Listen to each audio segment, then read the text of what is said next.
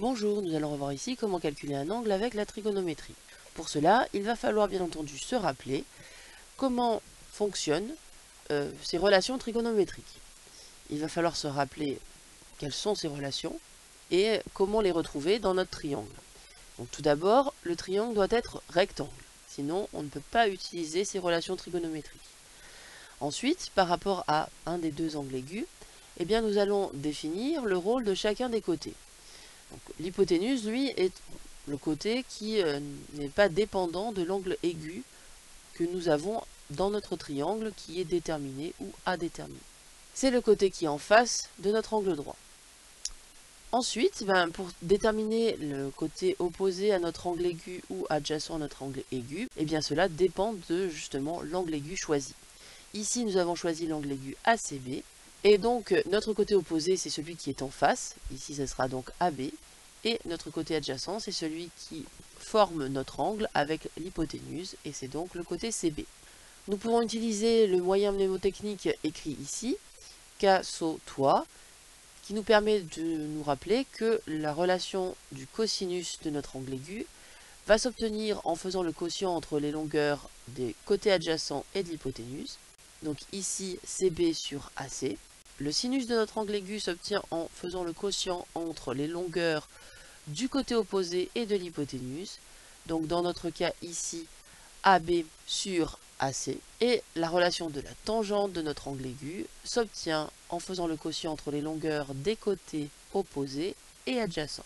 Donc dans notre exemple, AB sur BC. Voyons ce que cela donne sur un exemple numérique. Nous avons donc un triangle ABC qui est rectangle au point A, donc nous allons pouvoir utiliser la trigonométrie. Nous voulons déterminer la mesure de l'angle CBA et nous connaissons la longueur BC et la longueur AC. Donc avant de commencer, nous pouvons très bien déjà identifier le rôle de chaque côté. L'hypoténuse, c'est le côté BC. Nous nous intéressons à notre angle CBA. Donc son côté adjacent, eh bien, c'est le côté AB. Et son côté opposé, c'est le côté AC. Ce que nous connaissons 10 cm qui correspond à la longueur du côté BC, c'est-à-dire la longueur de l'hypoténuse.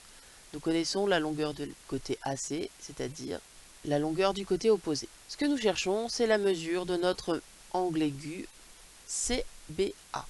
On peut éventuellement réécrire notre moyen mnémotechnique, histoire de pouvoir regarder quelle est la relation qui va nous être utile.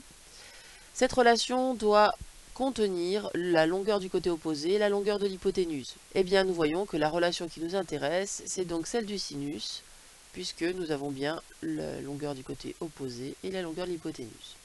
Dans la rédaction, nous allons toujours commencer par citer notre triangle rectangle. Donc comme le triangle ABC est rectangle en A, je vais pouvoir utiliser les relations trigonométriques. On a dit que la relation trigonométrique qui nous intéressait, c'était celle du sinus. Nous allons d'abord l'écrire en utilisant les lettres. Donc nous, ça va être le sinus de l'angle CBA. C'est donc le quotient entre les longueurs du côté opposé, c'est-à-dire AC, et de l'hypoténuse, c'est-à-dire BC. Une fois que nous avons écrit la relation avec les lettres, nous allons l'écrire avec les mesures que l'on connaît. Donc, ce que nous ne connaissons pas, c'est la mesure de l'angle aigu. La longueur AC est égale à 6 et la longueur BC est égale à 10. Donc maintenant, il va falloir utiliser la calculatrice. Pour cela, nous allons utiliser la touche seconde ou shift selon les calculatrices, puis le sinus, le cosinus ou la tangente selon la relation que nous avons utilisée. Ici, nous avons utilisé la relation du sinus, donc il faudra utiliser la touche sinus. Et ensuite, nous allons écrire dans les parenthèses le quotient 6 divisé par 10. La calculatrice va nous afficher. Donc, ici, nous allons arrondir notre résultat au degré près.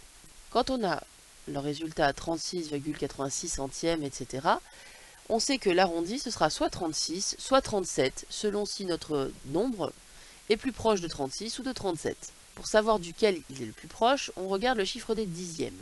Le chiffre des dixièmes étant 8, notre résultat est plus proche de 37 degrés.